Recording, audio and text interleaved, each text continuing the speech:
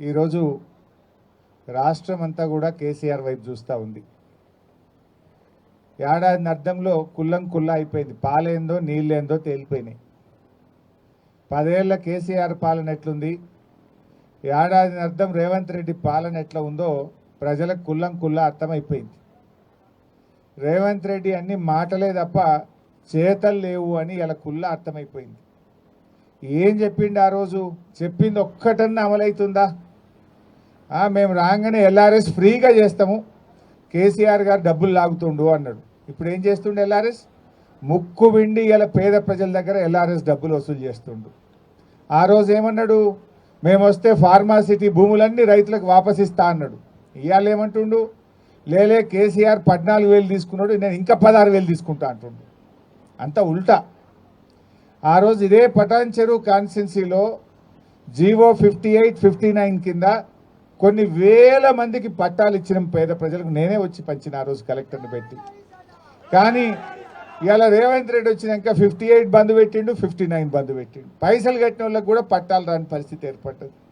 అంటే మాటలకు ఎక్కువ, చేతలకు తక్కువ. అప్పుడు ఏమన్నాడు?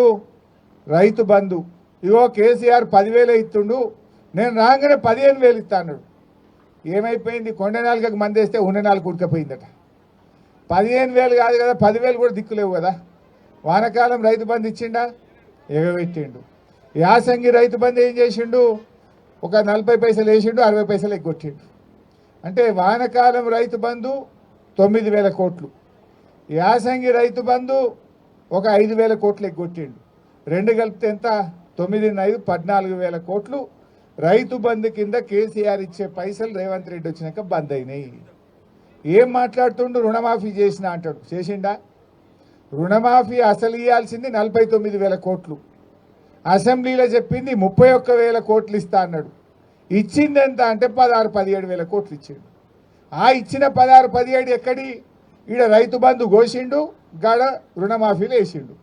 అంతే తప్ప కొత్తగా ఇచ్చింది ఏం లేదు. నువ్వు వానకాలం యాసంగి కలిపితే ఎగ్గొట్టిన రైతు బంధు పైసలు 13, 14,000 కోట్లు ఎగ్గొట్టినావు. గా 13, 14 తెచ్చి గీడ రుణమాఫీ చేసినా అని మాట్లాడుతున్నాం. మొన్న అసెంబ్లీలో అడిగిన రేవంత్ రెడ్డి, నీ కొడంగల్లో ఏ ఊరికి చెప్తావో చెప్పు పోదాం. బట్టి విక్రమార్క నీ మధురలో ఏ ఊరు చెప్తావో పోదాం. లేదంటే మా పటాన్ చెరువుకు వస్తావా, మా సిద్దిపేటకు వస్తావా రా. ఏ ఊర్లోనన్నా 100% రుణమాఫీ అయిందంటే నేను అక్కడనే ముక్కు నేలకు రాస్తా, నువ్వు రాస్తావా అని అడిగిన. సప్పుడు లేదు. ముఖం కిందికేసిరు, తలకాయ కిందికేసిరు తప్ప మాట్లాడతలేదు. అంటే ఇలా రుణమాఫీ ఆటానమందం కూడా కాలే, రైతు బంధు రాలే, 4,000 పింఛన్ రాలే, అక్క చెల్లెళ్లకు మహాలక్ష్మి రాలే. అన్ని మాటలు చెప్పిండు తప్ప ఏమి కూడా చేయలే. కానీ అదే కేసీఆర్ గారు ఎలక్షన్లలో ఓట్లల్లో చెప్పకపోయినా 13 లక్షల పేదింటి ఆడపిల్లల పెళ్లిలకు కళ్యాణ లక్ష్మి కింద ₹1,00,000 ఇచ్చిండు కేసీఆర్. ఈయనేమన్నాడు? తులం బంగారం కలుపుతా అన్నాడు. తులమేమో కానీ ఆ కళ్యాణ లక్ష్మి చెక్కు కూడా పిల్లలు ఉంటుందాకా వస్తలేదు. పెళ్ళైనప్పుడే ఇస్తా నేను, దాంట్లో మండపంలోనే ఇస్తా చెక్కు అన్నాడు రేవంత్ రెడ్డి. పెళ్లి కాకముందే ఇస్తా అన్నాడు. తులం బంగారం కలుపుతా అన్నాడు. తులం బంగారం లేదు కానీ పెళ్ళైనాక పిల్లలు పుట్టినా కళ్యాణ లక్ష్మి చెక్కు వస్తలేదు ఇలా రేవంత్ రెడ్డి పాలనలో. అంత ఆగమాగం అయిపోయింది. అంత ప్రజలకు అర్థమైపోయింది. కేసీఆర్ తెలంగాణను నిలబెట్టిండు, కానీ రేవంత్ రెడ్డి తెలంగాణను పడగొట్టిండు. ఎందుకు ఈ మాట అంటున్నా? నేను ఉత్తగా అంటలేను, అసెంబ్లీలో చెప్పిన. మన రాష్ట్ర ప్రభుత్వ జీఎస్టీ ఆదాయం ఇవాళ తగ్గిపోయింది. కేసీఆర్ ఉన్నప్పుడు ప్రతి సంవత్సరం 12% గ్రోత్ ఉంటుండే. రేవంత్ రెడ్డి వచ్చినాక దేశ సగటులో సగానికి సగం పడిపోయింది తెలంగాణ జీఎస్టీ ఆదాయం. భారతదేశం 10% జీఎస్టీ గ్రోత్ రేట్ సాధిస్తే తెలంగాణ కేవలం 5% మాత్రమే ఈ సంవత్సరం జీఎస్టీలో గ్రోత్ రేట్ సాధించింది. కేసీఆర్ ఉన్న 10 ఏళ్లలో దేశం కంటే ఎప్పుడు ఎక్కువనే ఉన్నది తప్ప ఎన్నడూ కూడా తక్కువ లేము. రేవంత్ వచ్చినాక దేశం సగటులో మనం సగానికి సగం పడిపోయినామంటే ఈయన పరిపాలన వైఫల్యం వల్ల తగ్గింది. జీఎస్టీ తగ్గింది, స్టాంప్స్ అండ్ రిజిస్ట్రేషన్ తగ్గింది, ఆర్టీఏ ఆదాయం తగ్గింది. అంటే ఏది చూసినా తగ్గుముఖం పట్టింది, తిరోగమనం పట్టింది. కేసీఆర్ తెలంగాణ నిలబెట్టిండు, రేవంత్ రెడ్డి వచ్చిన ఏడాది అర్థంలో తెలంగాణను పడగొట్టిండు. ఇవాళ ఇది కుల్లం కుల్లా ప్రజలకు అర్థమవుతా ఉంది. కేసీఆర్ చెట్లు పెడితే రేవంత్ రెడ్డి చెట్లు నరుకుతుండు. పెట్టుడు కేసీఆర్ వంత అయింది, నరకుడు రేవంత్ రెడ్డి వంత అవుతుంది. కనబట్టలేదా? మొన్న అగ్రికల్చర్ యూనివర్సిటీలో 100 ఎకరాల భూమి తీసుకున్నాడు, అక్కడ చెట్లన్నీ నరికేసిండు అగ్రికల్చర్ యూనివర్సిటీలో. నిన్న మొన్న మీరు చూసిండ్రు హెచ్సియుల 400 ఎకరాల ఇవాళ హెచ్సియు భూముల్లో అడవులను నరికి మూగ జీవాల పాపం ఇవాళ మూట కట్టుకున్నాడు రేవంత్ రెడ్డి. హైడ్రా పేరిట పేదల బతుకులు కూల్చిండు, హెచ్సియులో అడవులు నరికి ఆ మూగ జీవాల బతుకులను కూడా కూల్చిండు రేవంత్ రెడ్డి. ఆ మూగ జీవాల ఉసురు తగులుతుంది ప్రభుత్వానికి. మనం టీవీలో పేపర్లో చూస్తున్నాం, జంగల్ కొడితే ఆ మూగ జీవాలు జింకలు వచ్చి ఇళ్లలో పడుతున్నాయి. కుక్కలు దాడి చేసి జింకల్ని 2-3 జింకల్ని కుక్కలు కొరికి చంపినాయి. ఇదంతా రేవంత్ రెడ్డి పాపం కాదా? ఏం పాపం చేసిందని ఆ మూగ జీవాలు ఉసురు పోసుకుంటున్నావు? హైడ్రా పెడితివి, పేదోళ్ళ ఇండ్లు కూల్చి వాళ్ళ ఉసురు పోసుకుంటువి. ఒక చిన్న పాప ఏడ్చింది, నా నాన్న కొనిచ్చినటువంటి వాటర్ క్యాన్ తెచ్చుకుంటా, నేను లోపలికి పోయి వాటర్ క్యాన్ తెచ్చుకుంటా అంటే కూడా ఆ చిన్న పాపను కూడా కనికరించకుండా పేదోళ్ళ ఇండ్లు కూల్చిండు రేవంత్ రెడ్డి. కేసీఆర్ది సాగు భాష అయితే రేవంత్ రెడ్డిది చావు భాష. కేసీఆర్ ఎప్పుడు మాట్లాడినా మిషన్ కాకతీయ కింద చెరువులు బాగు చేయమన్నాడు, వాగుల మీద చెక్ డ్యాములు కట్టమన్నాడు, ప్రాజెక్టులు కట్టమన్నాడు, రైతులకు నీళ్లు ఇవ్వమన్నాడు, రైతులకు నీటి తీరువా రద్దు చేసిన భాష కేసీఆర్ది. రేవంత్ రెడ్డి మాట్లాడితే ఏమవుతాడు? నీ పేగులు వీక్తా, మెడలేసుకుంటా, నేను తొండలు సొర్రగొడతా, తొక్కుతా, సంపుతా, సీరుతా, బట్టలు కూడా వీక్తా, గిద్దప్ప సాగు భాష తప్ప ఒక్క మంచి భాష మాట్లాడిండా ముఖ్యమంత్రి? కేసీఆర్ది సాగు భాష, రేవంత్ రెడ్డిది చావు భాష. ఇంతకు మించి నువ్వు చేసింది ఏమున్నది రేవంత్ రెడ్డి అని అడుగుతా ఉన్నా. ఇవాళ ఈయన పని ఢిల్లీలో కూడా అయిపోయింది. మొన్న బీసీల ధర్నా అని ఢిల్లీకి పోయిండు, ధర్నా పెట్టిండు. ధర్నాకు రేవంత్ రెడ్డి ఏం చెప్పిండు? నేను రాహుల్ గాంధీని తోలుకొత్తా, ప్రధానమంత్రిని ఒప్పిస్తా, పార్లమెంట్లో బిల్లు పాస్ చేపిస్తా అని మాట్లాడిండు. కానీ ఢిల్లీ దాకా పోయినాక అర్థమైంది ఏంది? ఈయన పిలిస్తే రాహుల్ గాంధీ రాలే, ఈయన ధర్నా పెడితే ఈయన పార్టీ నాయకుడు రాహుల్ గాంధీ ఢిల్లీలో ఉండి ధర్నాకు రాలే, అపాయింట్మెంట్ కూడా ఇయ్యలే ఈయనకు. లాస్ట్కి ఈయన వాపస్ వచ్చిండు. ఈయన వచ్చినాక తెల్లారి మాత్రం మిగతా పిసిసి అధ్యక్షుడు, ఉప ముఖ్యమంత్రిని అందరినీ పిలిచి సోనియా గాంధీ ఫోటోలు దిగింది, రాహుల్ గాంధీ ఫోటోలు దిగింది. రేవంత్ రెడ్డికి మాత్రం తలుపులు బంద్ పెడుతున్నారు. ఈయనని కలుస్తలేదు, వాళ్ళని పిలిచి ఫోటోలు దిగింది తప్ప ఈయన పిలిస్తే ధర్నాకు రాలే, ఈయన కలుస్తారంటే తలుపులు తెరవలే. ఇది ఇలా రేవంత్ రెడ్డి పరిస్థితి అయిపోయింది. ఇంకా గమ్మతి నేను నిన్న చూసిందంటారు మీరు అందరు కూడా. ఆ ఉప ముఖ్యమంత్రి ఏదో స్టేట్మెంట్ ఇచ్చిండు. ఈ రాష్ట్ర కాంగ్రెస్ పార్టీ ఇన్ఛార్జ్ మీనాక్షి గారు ఆదేశించిందట, ఉప ముఖ్యమంత్రి హెచ్సియు విద్యార్థుల మీద కేసులు ఎత్తేస్తున్నాము అని చెప్పిండు. మరి పెట్టిందేవాడు? కేసులు పెట్టిందేవాడు? పెట్టిందేమో ముఖ్యమంత్రి, ఆయన్నే హోంమంత్రి, ఆయన్నే ముఖ్యమంత్రి రేవంత్ రెడ్డి. రేవంత్ రెడ్డి కేసు పెట్టడట, బట్టి విక్రమార్క కేసులు ఎత్తేస్తారట. ఇదేమి రాజ్యము? అసలు కోక తుక్కనాడి అంట చూడు, తోక కుక్కనాడిస్తుందా, కుక్క తోకనాడిస్తుందా? ఇలా హోంమంత్రి ముఖ్యమంత్రి రేవంత్ రెడ్డి, ఆయన్నేమో పిల్లల మీద కేసులు పెట్టిండు. ఇలా పిల్లల్ని తెచ్చి సంగారెడ్డి జైలు వేసింది రేవంత్ రెడ్డి. ఉప ముఖ్యమంత్రి అంటాడు లేలే కేసులు ఎత్తేస్తున్నాం, పిల్లల్ని విడుదల చేస్తున్నాం అంటాడు. ఇలా ఎవరిది నడుస్తుంది? అసలు గవర్నమెంట్ ఇట్లుంటుందా? గవర్నమెంట్కి ఒక పద్ధతి ఉండదా?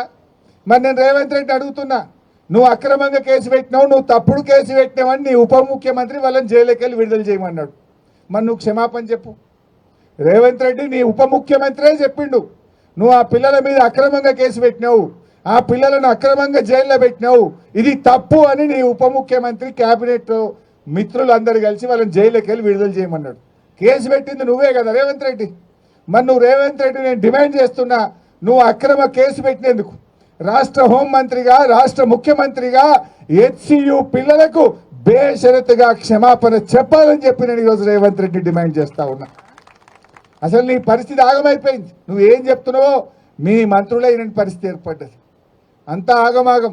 రేవంత్ రెడ్డి పాలన సగం సగం ఆగమాగం. ఏది చూసినా సగం సగం, అంతా ఆగమాగం. మూసి మూసి అన్నాడు, 3 నెలలు ఉరికిండు, ఎల్లెలకెళ్ళబడ్డాడు. హైడ్రా హైడ్రా అన్నాడు, 6 నెలలు ఉరికిండు, ఎల్లెలకెళ్ళబడ్డాడు. ఏదన్నా ఒక్కటన్నా కొనెళ్ళిందా? దేవుళ్ళ మీద ఒట్టు పెట్టిండు, 15 ఆగస్టు కల్లా రుణమాఫీ చేస్తా. అటున్న సూర్యుడు ఇటు పొడిచిన భూమి ఆకాశం ఒక్కటైనా 15 ఆగస్టుకు రుణమాఫీ ఆగది, మొత్తం చేస్తా అన్నాడు. చేసిండా? చేయాల్సింది 49, చేసింది 16, 17, సగం సగం ఆగం ఆగం కదా. ఏది చక్కగా ఉన్నావు, ఏది కొనెళ్ళింది? దేవుని మీద ఒట్లు పెట్టి దేవుణ్ణి మోసం చేసిన ముఖ్యమంత్రి ప్రజల్ని మోసం చేయడా? దేవుణ్ణే మోసం చేసిన ముఖ్యమంత్రి భారతదేశంలో ఎవరు లేడు. దేవుడు అంటే అందరికీ భయం, దేవుడు అంటే భక్తి, దేవుడు అంటే ప్రేమ. కానీ రేవంత్ రెడ్డి ఆ దేవుణ్ణి కూడా మోసం చేసినటువంటి వ్యక్తి ఈ రేవంత్ రెడ్డి. బహుశా ఈ చరిత్రలో ఇంకో ముఖ్యమంత్రి లేడు, రాడు. దేవుణ్ణి మోసం చేసిన చరిత్ర ఎవరికన్నా ఉన్నది భారతదేశంలో అంటే అదొక రేవంత్ రెడ్డికి మాత్రమే ఉంటుంది. ఇట్లా ఇలా ఆగమాగమైపోయింది. రియల్ ఎస్టేట్ బేరం పటాన్ చెరువులో 3 పువ్వులు 6 కాయలు ఉండే. గిట్ల పోయి గట్ల కూడా చేసి డీల్ చేసి కత్తరు. ఎన్ఆర్ఐలు హైదరాబాద్కి వెళ్ళి ఎవరు చూడు పటాన్ చెరువులో ప్లాట్ కొడుతురు. ఇప్పుడు ఆ రిజిస్ట్రేషన్ ఆఫీస్కి పోతే అంత ఈగలు కొట్టుకుంటుడట. ఈగలు కొట్టుకునే ఉంది. బయట ఏమో దుకాణం ఉంటాయి చూడు, వెండర్లు, స్టాంప్ వెండర్లు, ఆడపోతే ఎవడొత్తలేడు. స్టాంప్ వెండర్లు గిరాకీ లేదు, స్టాంప్ వెండర్లకు గిరాకీ లేదు, రిజిస్ట్రేషన్ ఆఫీస్లో బేరం లేదు. ఆ రియల్ ఎస్టేట్ మా తమ్ముళ్ళే పాపం ఆ ఫైనాన్స్ వాళ్ళు వచ్చి కార్లు గుంజుకపోతున్నట, మోటార్ సైకిల్ గుంజుకపోతున్నట. ఇన్స్టాల్మెంట్ కూడా వెళ్తలేవు. అంత ఆగమైపోయింది. కేసీఆర్ 10 ఏళ్ళు ఉంటే పెరుగుడే పెరుగుడు, పెరుగుడే పెరుగుడు. రేవంత్ రెడ్డి వస్తే దిగుడే దిగుడు, దిగుడే దిగుడు అయిపోయింది. అంత ఆగం. ఎవరిని చూసినా ఆగమే. రైతులు చూసినా పరేషానే ఉన్నారు, బేరాలు చూసినా పరేషానే ఉంది, రియల్ ఎస్టేట్ చూసినా పరేషానే ఉంది. ఏదైనా ఒకటి చక్కగా చేసినా రేవంత్ రెడ్డి. అన్నీ ఆగమాగం. ఏమనంటే ఆర్ఆర్ ట్యాక్స్ అంటివి, మెట్రో రైలు రద్దంటివి, ఫార్మాసిటీ రద్దంటివి. ఒక్కటన్నా చక్కగా చేస్తే కదా నువ్వు. సరిగా చేస్తే గిట్లుంటుందా? బంగారు పల్లెంలో పెట్టి అద్భుతమైన ప్రగతితో తెలంగాణను చేతిలో పెట్టింది కదా కేసీఆర్. నువ్వు ఇవాళ మొత్తం తెలంగాణను ఆగం పట్టిస్తున్నావు. ఎసొంటి తెలంగాణ ఎట్లా చేస్తున్నావు? ఆనాడు కేసీఆర్ ఎక్కినాడు మంచినీళ్ళు లేవు, కరెంటు లేదు. ఇదే పటాన్ చెరువులో వారానికి 2 రోజులు పవర్ హాలిడే ఉంటుండే పరిశ్రమలకు. 2 రోజులు ఇండస్ట్రీలు మూతబడ్డాయి పటాన్ చెరువులో కేసీఆర్ ఎక్కినాడు. కానీ ఏడాది లోపలనే కేసీఆర్ 24 గంటల కరెంటు పరిశ్రమలకు ఇచ్చిండు, ఇండ్లకు ఇచ్చిండు, రైతులకు ఇచ్చిండు, కడుపు నిండా కరెంటు ఇచ్చి చూపించిండు. ఇదే పటాన్ చెరువులో మంచినీళ్ళు లేక అమీన్పూర్ దిక్కుపోతే బిందెలు పట్టుకొని ట్యాంకర్లు ఇంకా పోదురు. 3 రోజులకు ఒక్కసారి నీళ్ళు వస్తుండే అమీన్పూర్లో. బొల్లారంలో అంతా కలుషితమైన నీళ్లు ఉంటుండే. అటువంటి బొల్లారంకు, అమీన్పూర్కు, పటాన్ చెరువుకు స్వచ్ఛమైన గోదావరి జలాలు, మంజీరా జలాలు తెచ్చి ఇంటింటికి ఇచ్చి తాగునీటి కష్టాలు తెచ్చింది బీఆర్ఎస్ పార్టీ కాదా అని నేను అడుగుతా ఉన్నా. ఏం చేసినావు రేవంత్ రెడ్డి? 1,58,000 కోట్ల అప్పు తెచ్చినావు ఏడాదిలో. 1,58,000 కోట్ల అప్పు తెచ్చి నువ్వు చేసిన పని ఏమన్నా ఉన్నదా? చేసినావు. ఏం చేసినావు? రైతు బంధు ఎగ్గొట్టినావు, రుణమాఫీ ఎగ్గొట్టినావు, కళ్యాణ లక్ష్మి చెక్కులు ఎత్తలేవు, మహాలక్ష్మి ఎగబెట్టినావు, ఒక ఇల్లు కట్టలే. కొన్ని పనులు హైదరాబాద్లో చూస్తే మాత్రం కనబడ్డాయి. కేసీఆర్ కట్టిన ఫ్లైఓవర్లకు రంగులు మాత్రమే ఎత్తుండబ్బా రేవంత్ రెడ్డి.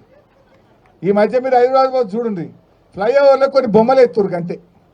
ఇక బొమ్మలు చూసి ఇది రేవంత్ రెడ్డి కట్టిండి అనుకోవాలి. కట్టింది కేసీఆర్, బొమ్మలు వేసింది రేవంత్ రెడ్డి. రేవంత్ రెడ్డి వచ్చినాక ఏమన్నా కనబడ్డాయంటే హైదరాబాద్లో కొత్తగా ఆ ఫ్లైఓవర్లకు బొమ్మలు మాత్రం కనబడుతున్నాయి, ఏం కనబడతలేవు. కేసీఆర్ కట్టించిన డబుల్ బెడ్రూమ్లకు 3 రంగులు వేసి పరిస్థితి వాళ్ళే కట్టినట్టు. కట్టింది కేసీఆర్, 3 రంగులు వేసి మేమే కట్టినామంటారు.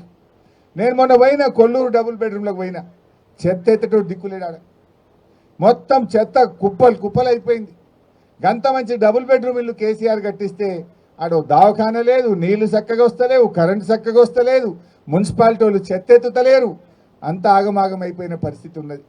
ఇదే బాధ కలుగుతూ ఉంది.